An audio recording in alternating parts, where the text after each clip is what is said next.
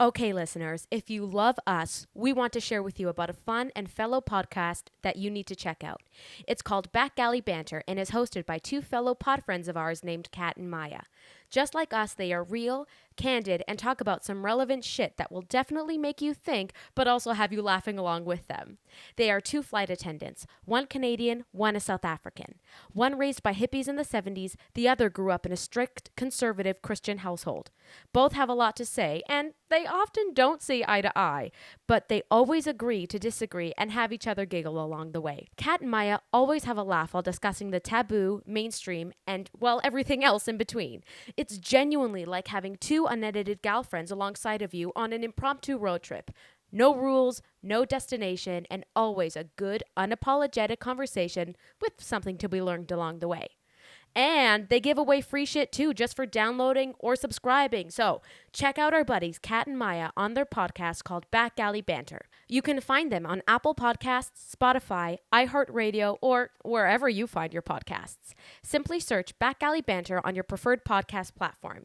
You can also follow them on Instagram at Back Alley Banter and or friend them on Facebook at Kat and Maya as the first name and Back Alley Banter as the last name. Or if you want to connect with them on email, just send them an email at backalleybanter@gmail.com.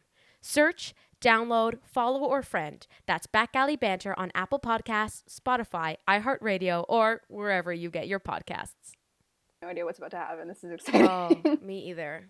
Welcome back to Not For Anything podcast. I'm Julia. And I'm Jess. And we're drunk. And I'm inebriated, inspired by Booze and Broadway. I've been listening to them a lot this week. They're a podcast that you should check out. I was like, I'm so miserable this time of year. So are most people I know. I want to drink. And then we were like, well, we have to record a podcast. And yeah, it's going to be interesting, I think. That wasn't a complete sentence. But that's okay, because in this day and age, English isn't the most important thing to come across existence. It's sounding like an auctioneer. And in these moments, it's important to remember that wineries have been the oldest craft of our generation. Just take it on. I don't know what I'm talking about. I didn't listen to anything you just said. I changed my name to Blair. Okay, so if you can see our names, hopefully you can, because they're iconic. It's the holiday week. Whatever you celebrate, Hanukkah, I honestly, did Hanukkah end? It might be over. It might be over. And that's really bad of me to literally just ask. I know it started, I think, on the 10th. I have no idea. I think it started on the 10th. But you know why I have no idea? Because normally I would know. It's because we don't go outside anymore and talk to other people who aren't just true. Our families. That's true. I didn't even know Christmas was this week. It didn't even occur to me that Christmas is in 4 days. I was at work last week and I almost had a stroke when I literally just looked over to my coworker and I was like, when's Christmas? And they're like, next week. I was like, yeah, next week? What do you mean it's next week? It just was here all of a sudden. I don't even know what happened. I think that's the whole thing with this pandemic, right? Is that we just you lose touch with everything. I don't even remember the summer, if I'm being quite honest with you. I couldn't tell you what happened. I don't know. I just know I got my titties chopped off and we started a podcast this summer. That's all I remember from it. That doesn't even feel like August. That was in August that we started this podcast. Really? What? Yeah. Oh, also, just talking about that, this is our season finale. Yay! Yay! We're finishing season 1 happy. here. Yeah, this is insane. We are so happy to have had this crazy experience. I'm talking like I'm a celebrity. I literally need to calm down. But this has been really fun. I think we've explored a lot and learned a lot about ourselves and podcasting as a whole, and we're continuing to learn. We already have a few things planned for the new year that we're really, really excited about. But just in celebration of our first season of podcasting ever, Jess, I would like to raise a toast, make a toast, and then make toast and some scrambled eggs to you and to us and to all the listeners of Not For Anything. Yeah. This is I the mean, like, second all blast. jokes aside, guys, we really didn't know that anybody would even be watching this. Like, I still am stunned by the fact that we even have like more than 2 viewers or 2 listeners.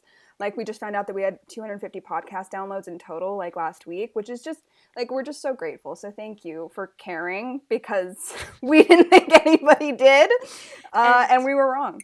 yeah, it's really nice that in this process, like, where we're still learning, people are like, we've gotten a lot of great feedback the last few episodes, and it's really wholesome to have this like experience and like continue to grow and grow with you. So cheers to everybody. I hope you have something with you: coffee, alcohol, eggnog, l'chaim. That's the second time I said l'chaim in a podcast, and I didn't remember when Hanukkah was. That's It's all bad. right. This wine tastes so freaking good. I'm just happy to be alive. I know. Well, I mean, am I happy to be alive? Well, that's kind of what we're talking about today, right? With the holidays. It's a Yeah. little, it's touch and go. Here's the thing. I hate Christmas. I hate Christmas literally so much. The only reason I like Christmas is because I get to wear stupid earrings like this, even though they're not stupid. They're like amazing. They jingle and make noise, and they're amazing. And that's the only reason I like Christmas. But I don't even like it. It's an angry time. It's a sad time. Everyone is like, it's so cozy and warm. No, Christmas fucking sucks. And that's my opinion on Christmas. I mean, you also say it's very cozy and warm. Only when I'm with you. Sweet. Thank you. Yeah, I mean, what's the movie where, is it Christmas with the Cranks, which we're going to talk about later, where Tim Allen is just like, there's a lot of depression at Christmas. It's Christmas with the Cranks. Yeah, okay, I knew you would know. But it's so true. Like, and I don't know what that's about, because if you had told me that like 6 years ago, I would have been like, that doesn't make any sense. Like, isn't everybody more happy around the holidays? Like, everyone's nicer to each other. Everyone's like, no. I think what makes Christmas so depressing and such a lonely time for people is that people are forced to be, I mean, and they're not forced, but they're kind of obligated to be around family. And I think a lot of the people that, we know had families that didn't hug them growing up, which is why they're in the arts. And I think, being forced back into a situation where you have to kind of like experience that, you're usually in, your childhood home, which often doesn't have like the greatest of memories. And that's not for everybody, everybody's different, but, in our network specifically, and like in our social circle, like that's very like prevalent. So, that like, and that's why, and even there's all these, there's all this like promotion, whether it's like in movies, that Christmas is a time like where you're spent together with people. And if you're a person that doesn't have a family, or, you've been like shunned from your family almost, and you're alone, I think it's when people feel they're like true loneliest, because everybody else in the world seems to be with someone. So if you're not with someone in that moment, it feels really dark and scary. Yeah, and there's like a lot of shame around certain like iconic characters like the Grinch or Scrooge, as though like they're the villains. But it's almost like the people, like those are the characters that you end up relating to a little bit more as you get older, because you're like, yo, I fucking feel that. Like, well, there's so many memes of the Grinch where it's like, oh, looking in my high school yearbook, and he's like, hate, load, like, double but I hate. think the biggest thing the Grinch teaches us is that one man's trash is another man's potpourri. Potpourri. I don't know, it's some kind of soup. Okay, the fact that Jim Carrey had to be like consulted by like someone in the, I don't know, FBI, CIA, fact check me, someone that dealt with torture because of the amount. Imagine being the makeup crew, knowing that you had to get a man put into therapy to work through like being tortured because of like the makeup and costuming, which is not their fault, but like, what it was so intense that he needed like techniques and tactics to like figure out how to get through the day, and like all that, like the whole getup. Oh my god, crazy. But the movie itself is so well done. When we were watching it, and like we watch it every year as a group, it's like the one like very important tradition we have as a friend group, and like we were just going through it and dissecting like every little thing, because A, did you guys know it was a Ron Howard film, and B, like it's there's like so many little details that are like everybody in Whoville has like the prosthetic nose, obviously. Everybody went to like Whoville school to learn how to walk, how their bodies should move in this character. Everybody has like crazy hair and costumes. That's to be said. But then like in the acting itself, like Jim Carrey, remember like the random line we laughed at when it was like he laughed with his throat and then Jim Carrey just goes like it's so stupid. It's so stupid, but everything in the movie like blends so well together. It's so well done. It's so well done. It's cinematic gold. And anybody who thinks less of it cannot talk to me. Well, I was having an argument with someone. I literally don't remember who. I get into fights all the time over this movie and the Cat in the Hat.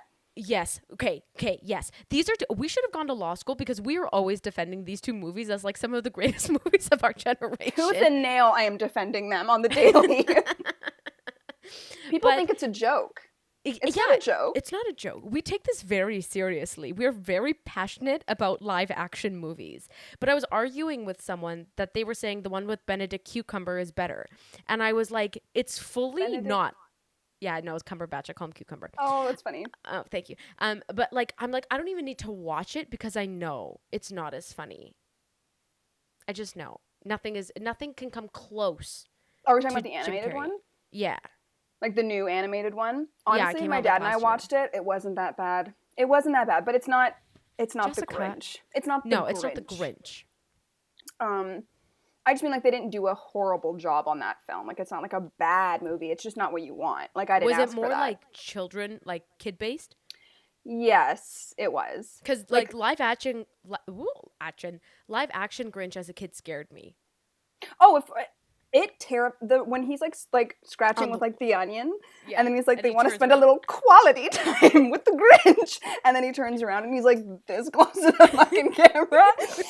Yeah, I think every kid for a hot second is like.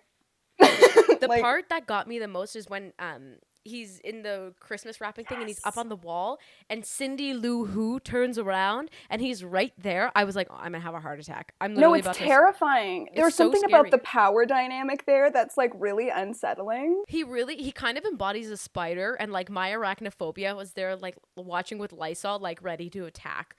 Just isn't it for me. It's the green wispiness for me, and like the yellow eyes and the really, really pink lips. He's like, like I don't know. There's just I don't like it. But as an adult, it's hilarious. As an adult, oh my god, I've been laughing about it since I was like, I think I kind of got over like him being scary when I was like 12, and then I was like, this is actually just a great piece of film. Like, this was really well done. But the thing that I don't like that they do with the Grinch is that in the original like Dr. Seuss poem, novel, it's a novel. It's a novel. 20 pages. Is that there is no explanation for why he is the way he is. It's like, it could be perhaps that his shoes were too tight, whatever. But I think the most likely reason of all is that his heart was 2 sizes too small. Mm-hmm. Do I have it memorized? Yes. But they always try to like justify it by being like, oh, well, he didn't have a great childhood. That's why. Oh, well, he was bullied. Like, that's why. And it's like, it takes away from that feeling where it's like, no, some people just like really don't like the holidays, and it has nothing to do with like childhood trauma. Like sometimes like the holidays just aren't for everyone. And so I hate that they try to justify it so much because it takes away from like the whimsy of like his character of just, that's just the way he is. I don't know. Yeah. I don't know why they have to like, I don't know why they have to add this whole like psychology to it. Yeah. Well, I mean, this is kind of relevant, but not really. Like, I know the Joker got like the movie with Joaquin Phoenix, I think, plays the Joker. Got like a lot of like critical praise because it was like talking about mental health and like showed the Joker in that light. But my partner Devin was like, does not like the movie at all because he's like a big like comic nerd Marvel person. I think that's DC. I don't know. Wine. And he's like, the best part about the Joker is that you don't know why he's evil. That's what makes him, and then you're not supposed to feel bad for him at all. You're supposed to just like accept that he's this evil person. And I mean, like, I don't know what that has to do with the Grinch, but I guess it doesn't need the psychological evaluation. Yeah. It's sometimes it's as simple as like, I just don't like the holidays. And the Joker, I don't think either like the holidays. Fact check me on that. No, but even like in Scream, which like they mention towards the end of the movie where they're like, you know, about to like kill Sydney or whatever, and she's like, why did you kill my mother? And then one of them's like, you hear that? She wants a motive. See, it's a lot scarier when there's no motive, Sid. And I think like that's sort of the spirit of what Dev's saying, is just like, of course it's scary when you're not sure like why they work the way they do, because it makes them unpredictable. And our biggest fear as humans is not being able to predict what's about to come, fear of the unknown, like that whole thing. But I do have to say I loved Joker. So I don't know. But I loved that's what the they thing. did. I liked it too. I liked it loved too. it. And Dev was like, as a movie, it's a great movie, but he's like, it's not it's like not a part of the Batman series. It's like a separate thing.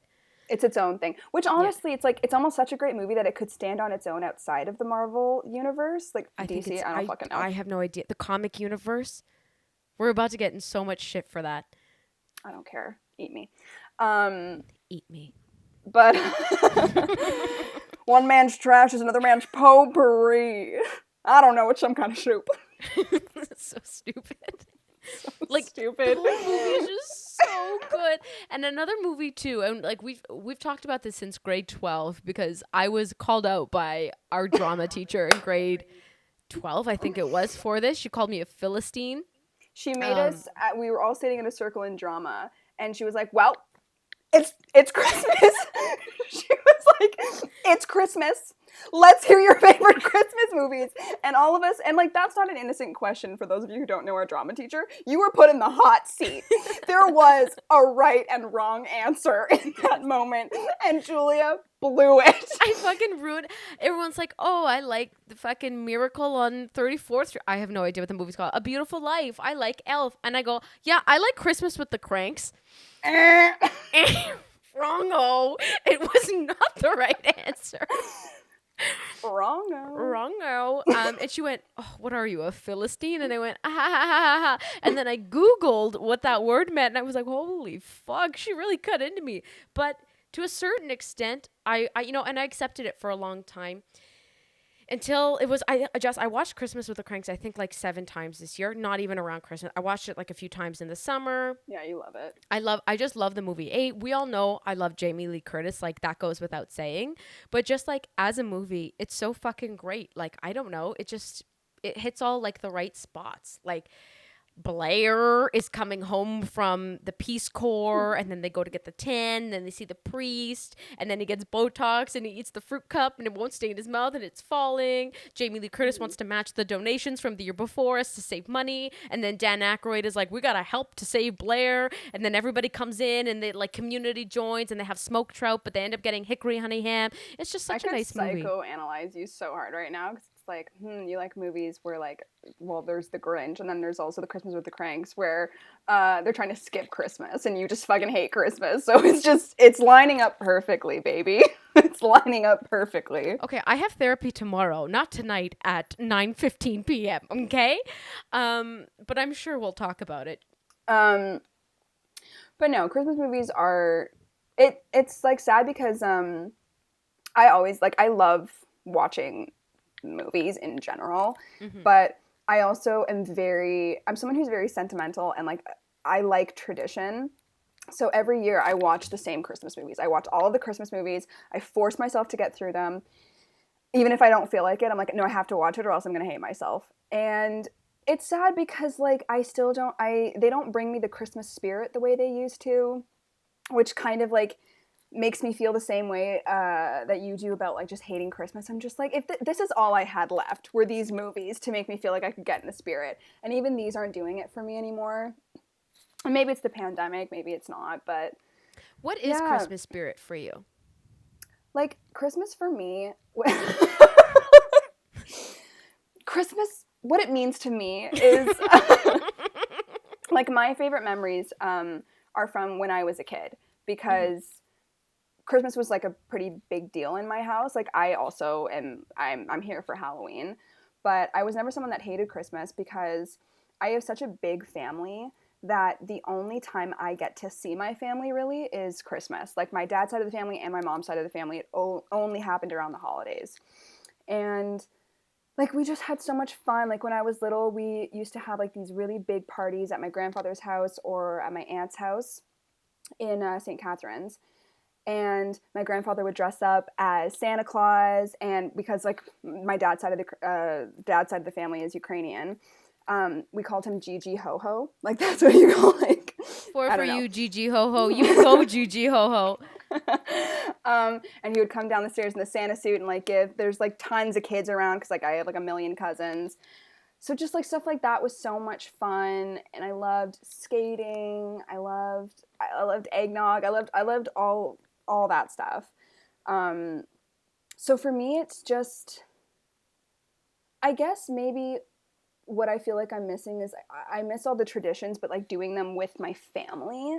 Mm-hmm. And I feel like as we get older, not only do some of us start to realize that we're in, you know, like a toxic family dynamic, or that we just don't vibe with our family anymore, or there's going to be that aunt or uncle that asks the wrong question, and you know, some of us just don't feel accepted by our families, and so it's like all that stuff's hard, like you said. But for me, the Christmas spirit that was lost is just feeling like anybody's excited about it anymore. Like I feel like when you're a kid, like everyone tries to act excited for you because they want you to be excited. Mm-hmm. But then you grow up and it's for the kids and it's not for anybody else. You know? That's such a great point. That like that's what it feels like. Like we're all just having dinner now. That's all it is. Yeah, and like the whole idea of like feeling those happy memories in the winter time, because I think that plays a big part in it too, stops at a certain age. Yeah. And that once you're in the point of adulthood, it's not for you anymore. The holidays aren't for you. It's for making someone else happy. Yeah. But we're still bombarded with this like media messaging that we're supposed to all be like excited about it and in the Christmas spirit, and like it's, I don't know, there's like this blurry line of like, but it's for kids, right? Because I don't know, I don't feel satisfied by it anymore. Like Christmas morning changes once you realize that Santa Claus isn't real. Like all it's just, it slowly just dies in its own way. And yeah. But I also think you mentioned a great point, because like again, we all know like I'm Italian, and like family is such an important thing in Italian culture, and like especially this year with the pandemic, not having that like sense of togetherness. Because granted, like although I hate Christmas, I'm like comforted by the fact, and like sometimes annoyed by the fact that I'm at least gonna be with my entire family, and like you said, you know that certain person is gonna be there, and you know you're gonna be pissed off, and you know there's gonna be fighting and whatever.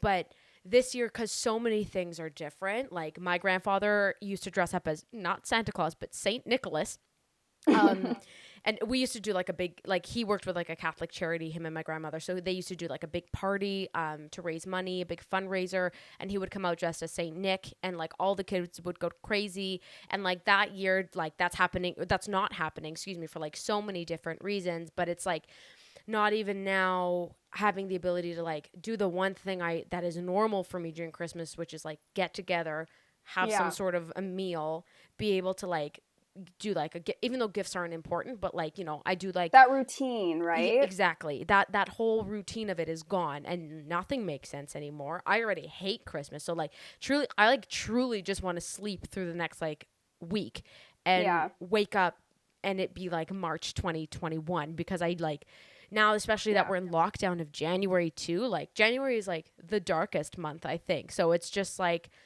this like perpetuating ideology of like nothingness, grayness, hopelessness, all the good things that come with a mentally unstable person, and a sprinkle of like forced holiday cheer. And I think that's what the holidays are going to be this year for a lot of people. Yeah, it's it's the seasonal depression for me. But it's everything you said. Like I think that like so many aspects of it are lost. Like when you really start to like think about it, there's nothing really left of Christmas that was exciting as a kid that carries over to being an adult. Because like even the gifts that you would get as a kid are things that you just want. They're not things that you necessarily need, but they're things you want. As soon as you come into your adulthood, it's things that you just like actually need or like should probably have. Like those like the fun is sort of like drained with those things, and even though you're like, oh my god, thank you for this magic bullet, like you just become like so boring. I don't know.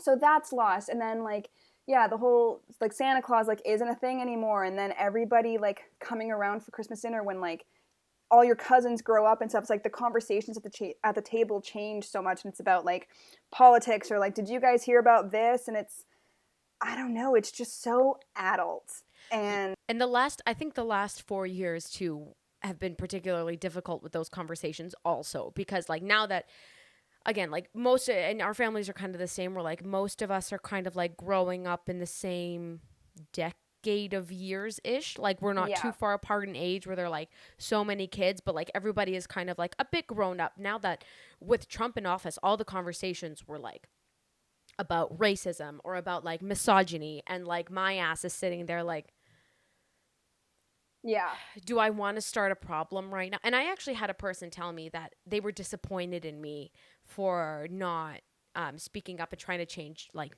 my family's mind about or not even like my family, but like other people that like we were sitting around the table with, like their opinions of things. And I'm like, I'm not going to be able to change a 50-year-old's mind. Like yeah, their mind is made up. B, it's a fucking holiday. Like despite everything, like I know like my aunts and uncles and like my parents work very hard, and like the last thing they want is for like a fucking fight on a holiday. It's like one time everyone's together, like I just keep my mouth shut. But yeah, like you know those conversations are going to come up, and the last like 4 years especially have been hard to avoid those conversations. that's actually a really excellent, like, yeah, like that's a great thing to kind of be discussing. Is this could be like a whole other episode, but the pressure that our generation specifically feels to stick up to the older generation, Mm-hmm. because we are in an age of information overload where I think it's much harder for people our age to turn a blind eye when certain conversations come up, Yeah. because you don't want to be like that niece or nephew, like you don't want to be the person that's like the buzzkill. But at the same time, we are so, most of us try to be so engaged and educated about things that need to change, and we're aware of why conversations are happening the way they're happening, like just from like by observing them. And yeah, like it's easy for us to diagnose like that was racist or Yeah. that was homophobic, that wasn't okay to say. Like it's really easy for us to see it, and there is a lot of pressure to be like, well, for my own like peace of mind, do I interject, or do I just kind of sit back and like let the conversation do its thing, take its Yeah. course, and there's not much I can do about it. So yeah, that is a really excellent point. There's a lot of anxiety, I think, at least for me, I feel it at family dinners and stuff, where I'm just like, Yeah. please let this go well. Yeah, like Please, I don't want to explain anything. Like you can just feel the tension, and like granted, like you and I are the same person, that we'll always like try and very respectfully, because respecting elders is such an important thing too in our cultures, that like respectfully and kindly just like be like, so just so you know, yeah. I etc., etc., like to etc. politely disagree. Yeah, Because like that actually that's not true. This, and this. According to this, like this is actually some of the issue here, and blah blah blah. And then you get told to shut up, or that you're stupid, or you yeah. get called a fucking millennial or whatever, and you're like, literally, okay, Okay, boomer. boomer. Yeah. But there's so much of that like intensity, and again, if you know the holidays surround about like if you know that in the holidays and during the holidays you're surrounded by those kinds of people, of course that adds additional anxiety and like all these other feelings, because if you're the only one speaking up, of course you feel alienated at the table. Of course you feel alienated at the gathering, because you're the only one that's talking. Now, I don't know if that's the message of like everybody stick up, but like regardless, it's just kind of a realization now of like some of those feelings that people might have. Yeah, and we're not here to reach a conclusion about what to be done about that, but I think we're just saying like this is why I think the holidays are hard for people. Yeah. Because even if you love your family and like are so excited to like be there and see your family, there's almost like, okay, you get that high, and then Christmas is over or the holidays are over and you don't get to see your family again. And then it's like back to reality. So it's just, yeah, it's like when like after like a night of partying, the next day people get like post-party depression or whatever. Like I am kind of susceptible to that, where like I just get real sad after a day of being really happy and excited and being around people, the next day is like always hard. Yeah. And so the holidays kind of build up this false hope that things can be like really happy and exciting, but then they're going to end, and then life goes on. So Do you remember as a kid being sad during the nighttime of Christmas Day? yes, I think everyone still is. Yeah, like and that's what's weird though. Even though I don't like it, when I come home, it's like, oh, this one day that was supposed to be important is over. So like that kind of hope of like something good will happen, or like whatever's supposed to happen on Christmas doesn't happen, and it's kind of like a I mean, as a kid, I think you're sad because you're like, oh, all the presents are done and Christmas is done. But I think now, like in my kind of experience and journey, my thing is like a bit of, not to be fucking depressing, but it's like a bit of hopelessness, because it's like that wasn't what I'm continuously hoping that it's gonna be, and and movies are the culprit. They really are. 100%. They paint so much imagery that's just like not what Christmas like is. Yeah. But I was watching Deck the Halls the other day. Also great Christmas movie. Is that the one with Danny Matthew DeVito? Broderick and Danny DeVito? Yeah. And it's funny because my mom and I were watching it, and one of the husbands says to the wives, like, I think our kids need Christmas this year now more than ever. And we've watched it a million times, so like the line kind of passed, and I was like, no, I'm going to say something about it. And I turned to my mom and I was like, who talks like that? Have you ever in your life thought, I need Christmas now more than ever? Like, no. Like, no one thinks that they need Christmas. Like, Christmas is like this, like, therapeutic. I don't even know. I was just like, that's what Christmas movies get us to think, is that, like, we need it? Or, like, family is the most important thing, and friendship and giving, and it's like it's warped when you like start to really take some different perspectives on it. Yeah, like hearing that, I'm like, there it is. That's so stupid. That makes no sense. We need Christmas now more than ever. Do you? Like, do you? What is it about Christmas that you need? I need Danny DeVito now more than I ever did. Oh my God, Danny DeVito, I love you. Also, like, really random side. I was actually watching Mean Girls the other night. Yeah. And I was actually stunned at how many references are in that movie that have, like, shaped our culture. It's actually ridiculous. It's ridiculous. It's a cult movie. Yeah, Tina Fey shaped our generation. Like, and there, I said it. You can quote me on that. You can trademark it. You can put it in a magazine. I don't know who. Jamie Lee Curtis was a close second, but Tina Fey won. Yeah. True. But yeah, sorry. Random side note that I just remembered because you mentioned Mean Girls, and it's just like so many things of that movie, just like we still reference today in like passing day-to-day life. Oh, for sure. But oh my God, we've scrambled like all over the place. We did. But no, Christmas, man. It's just, and I don't want to, like, sorry, we're so, like, just, Julia and I, like, Julia and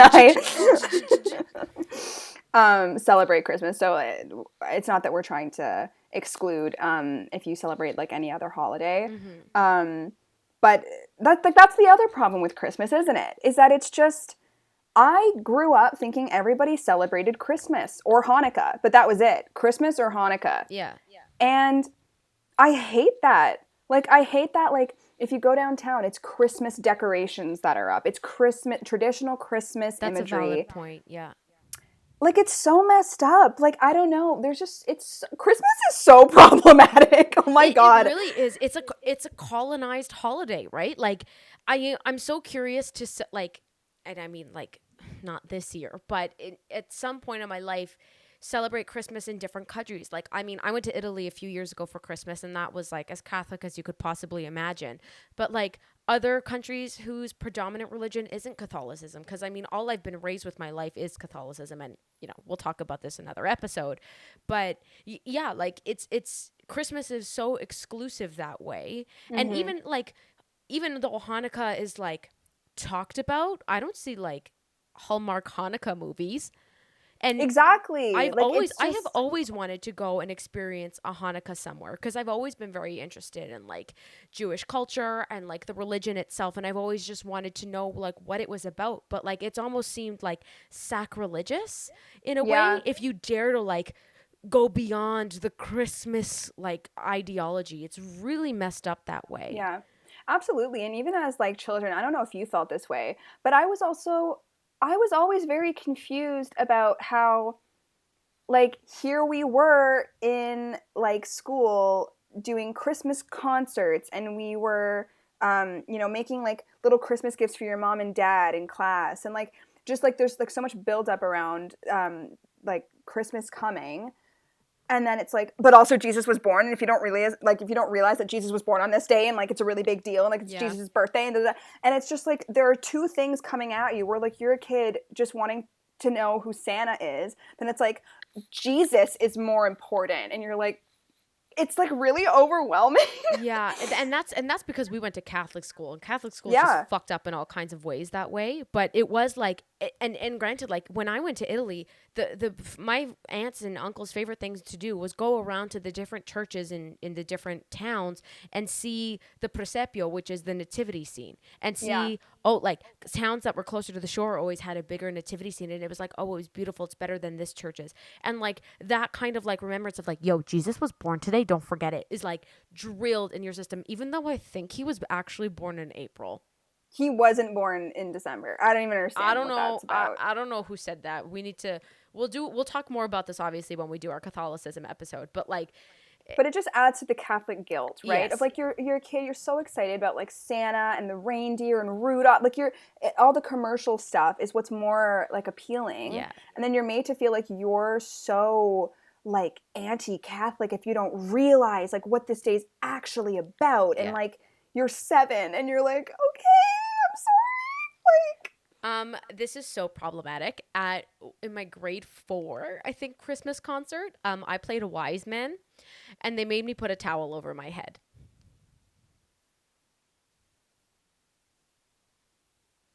with an elastic band. Yeah, I used a glitterized belt that I used to wear, cause I was like putting it on. I was like, is this? My church had an actual donkey that Like a not real donkey? not a real donkey, but like a donkey statue thing, whatever, Oh. that the girl who played Mother Mary would sit on, and then Joseph would drag the donkey statue like down the aisle. Going It was down like the hill stuff. it was a whole thing. I was always like a dancer with my friends. We did like dances Oh, yeah. in front of the We are altar, but children of the light, and we are shining. no, we did On His Way to Bethlehem. And that's another thing too. And this could be from all my years in retail, I hate Christmas music. I have Hate Christmas maybe music. 2 to 3 Christmas songs. The first one is Baby It's Cold Outside. We can't get into it because I just still don't we don't know if it's problematic or not. We know there's like certain issues around consent, but it was also a song, so like we don't know. The second is Santa Baby. I don't mind Santa Baby. And the last You would like Santa Baby. I know that you put a red glittery lip gloss on when you feel cute. Put on that song and just start. Yeah, because it's burlesque, right? Like I know you do it. It's ugh. And the third, and this is like a Carano family staple, is Do They Know It's Christmas? From Band-Aid. It's like 80s rock. It's passionate. It's so good. It's so good. My dad loves that song, but I also like it because it's like, it's sick. It's sick. But that's it. If I hear Mariah, like I literally, and I hate the fact that Mariah Carey capitalizes on this. That like the second it's like 11:59, yes, it's 11:59 in November, and then it turns like 12 o'clock in December, and she's like, Santa, I'm here. Like, shut up, Mariah Carey. Shut up. I hate your music. I mean, I actually don't hate your music. I hate that song. I hate the fact that you're making so much money off the song. I hate that people like that song and they play it a million times. And I just hate Christmas. I mean, I don't know. I hate Christmas music too. I only like a couple songs as well. Like Do you think it's because they're overplayed? Yes. I think it's because they're overplayed, and also like whenever there's a remake of them, they always suck. But, like, that's why Yeah. people just stick to, like, the same version over and over and over again. Yeah. Because no one can do a good cover of them. Like, it's just, oh my God, I can't. You're a Mean One, Mr. Grinch. Jim Carrey's version, of course, is beautiful, chef's kiss. Have you listened to the Tyler, the Creator version? It was in the animated one. I didn't like it.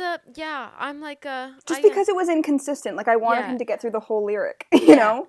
You're a mean one, Mr. Grinch, but it was like, you're a mean one, Grinch. Like, it wasn't like, I was like trying to find it. I even like the original version. I like Jim Carrey's version, obviously, because it's like stupid. Another like great details, like every line has a different like intention and voice, and it's just so good.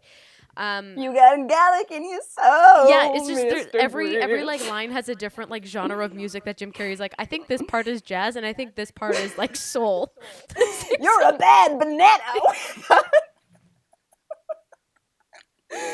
Greasy. It's so good. Oh my God, I'm It's so crying. good. Poor guy. Poor Your guy. heart's an empty hole. It's so good. It's fucking funny. You know But what? yeah. Yeah, sorry. But it's just there's not. You know what? And I will also say what? Why are you laughing at me? Bad banana. You're a bad banana.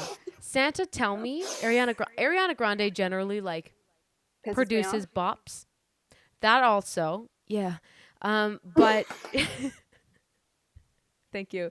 Guys, that's my Ariana Grande impression. Honestly, I've been doing it unintentionally now. Like someone will call me, they'll be like, "Yo, Ju," and I'll be like, "Yeah." But just like in a regular context, not like that. Anyways. Is that what you think girls have to choose between? Like she like talks like this. It's so Yeah. weird. I don't know. Anyways, I like that song. It's a bit of a bop. It's a bit of a It is. Yeah, it's a bit of a Tell bop. me if you think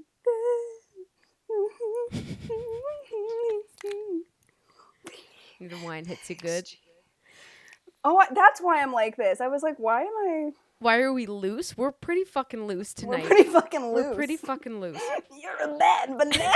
So stupid. I know. The point we're trying to say here, folks, and I think like we do this every like episode, we're like, the point is, and sometimes there isn't a point, and there might not even be a point to this. If you don't like the holidays, literally, who gives a fuck? That's okay. That's like totally It's okay to be a Grinch. Yeah, and like okay. fucking be like me, accept it, be like, yeah, I am a motherfucking Grinch. I can sew my own Santa snoot and steal all your presents if I really wanted to. If you're a Scrooge, sick, you fucking travel through time in a nightgown and flash everybody wearing a nightcap. Like, you Remember all when you played the Ghost of Christmas Present? Okay, yes. Okay, sorry, hold on. Before ending this, I need to tell that story. So I played the Ghost of Christmas Present in the Christmas Carol. Again, I hate the Christmas Carol. I think it's so bad. But it was our last year in doing like school plays, so I played this, and I wore this big fucking mask that was strapped to my back. This was pre-titty chop off, so I had like big heavy tits on my front, and then wow, that was so vulgar. And then like a heavy mask hanging along my back. Plus, I have knee problems, so like my body was like, "Thank you for doing this to me." Anyways. You needed the Grinch's fucking what's it called? The guy that was helping him with the Max. No, therapy, the trauma stuff. I actually did That's need that. It wasn't torture, but it was definitely a medieval torturing device once upon a time.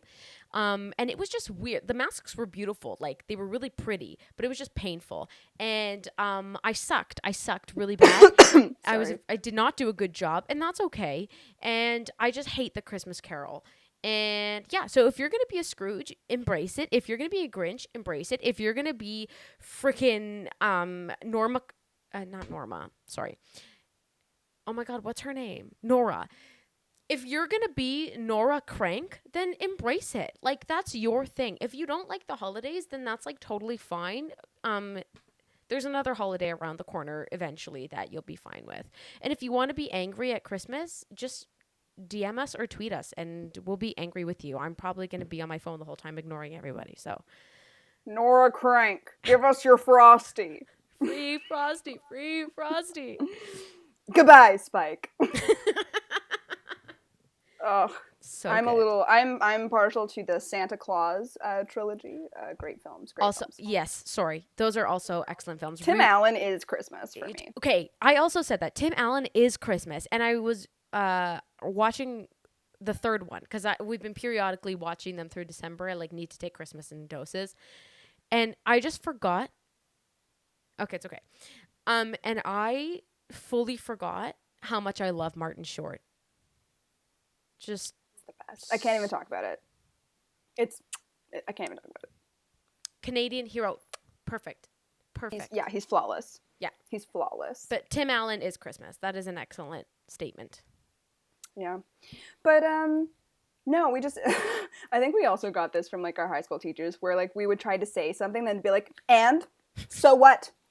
So like we try to like justify like what we're talking about, but our basic point is just like we wanted to talk about this because we know like people are always trying to find like when people like make YouTube videos and stuff, it's like how to get into the Christmas spirit, how to like da da da da da, instead of just being like, you know what, Christmas is like overhyped. People get way too excited. It's always a letdown. Like, let's just count our blessings that those of us that are still here and get to celebrate Christmas do. If you still get to see your family or you're living with your family, like that's great. Like, just be grateful and happy for like what you do have during the holidays, because it's better than getting through them alone. That's for sure. But and if you are going through them alone, you're not alone. You have us. Well, you're alone, but you're not like... You're not emotionally physically alone. Yeah, you might be physically alone, but you're not emotionally alone. And that's like a big part of it too. It's like, if you are physically alone this Christmas, treat yourself. Hell yeah. Make it a day for you. Because it should be a day for you. Do whatever makes you happy. Don't feel pressure. Like, even, like, my family always has to put on the Christmas radio. Like, when we're in the car. It always has to be Christmas music during this time of year. Because it's just what we do. But I'm just like, why? Why do we have to honor that? Like, I hate it. Like, put on a different station. So, yeah. If you don't want to watch a Christmas movie, fucking watch something else. And, you know, just to, like, wrap up this season, our very first podcasting season, you know, I think the biggest thing we've talked about, apart from not being important or special, and dealing with misogyny, and dealing with people who are privileged and all this other stuff, I'm talking about the Kardashians, is that at the end of the day, be happy and choose happiness for yourself, not for anybody else, and define happiness in your own terms, because it's only important to you. Sister. Coming from the one who's the most miserable person in the planet. But again, I'm a hypocrite, so I speak, but I don't do what I say, and maybe I should. That's my reflection, my holiday reflection. But you're absolutely right. Julie and I have been in a mood for like literally like a month and a half straight. So, you know what I mean? But we embrace it. We don't judge ourselves for it. We're like, hey, I'm fucking angry this week. Are you? Great. Yeah. Love it. And that's just what it is. And then we find little ways to make our lives bearable. And that's when we choose happiness for ourselves, even if it's in a small action. So at the end of the day, choose happiness for you and whatever that means to you. I'm so proud of us. Happy grand finale, Jess. I can't believe we did it. I can't believe we did it. We did it, Joe. We finished our first season of podcasting. We did it. So stupid. Again, Maya Rudolph, if you ever want any sort of collaboration, please, the joy is ours. Also, Jess, really quick, yeah, you're that banana. You're so stupid. Jess, I'm going to end this season. I don't have any more wine left, so I'm going to use the bottle. We're wrapping up. Thank you so much, Not For Anything supporters. We love you and appreciate you.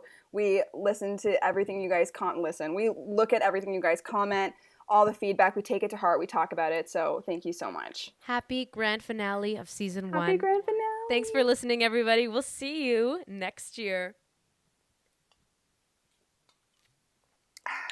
Okay, I want to get drunk.